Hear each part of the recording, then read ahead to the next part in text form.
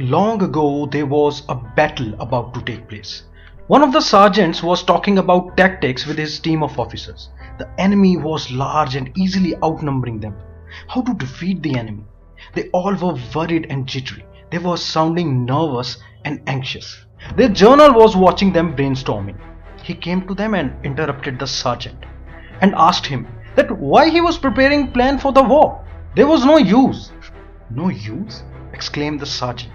The general said, yes, don't you know? The gods have already decided who will win. The god has already declared the result in our favor.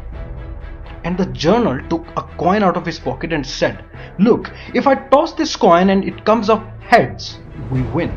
But if it's tails, we lose. Everybody agreed. The general tossed the coin and it came up heads. And he said, see, the gods have decided, we can't lose now. The sergeant went up in joy. He went to the troops with this good news. Every soldier jumped in joy. The entire unit of soldiers was elated.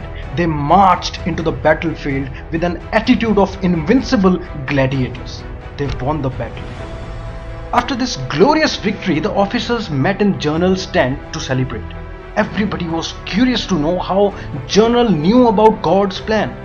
How come was he so sure? The sergeant asked this question to the general. The general smiled, reached into his pocket and pulled out the coin to show to the others. It was heads on both sides. Everyone standing in the tent was numbed and shocked to see this. The general had in fact bluffed the soldiers into believing that they were going to win the battle. That belief, that firm assurance gave the soldiers a winning mindset.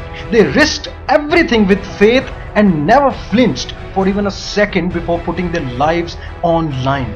They went all out and they won. It's all about self-belief and undying faith. Who do you see when you stand in front of that mirror? Is he an invincible gladiator or a worried, nervous soldier? What beliefs do you feed yourself with? What stories do you tell yourself about you?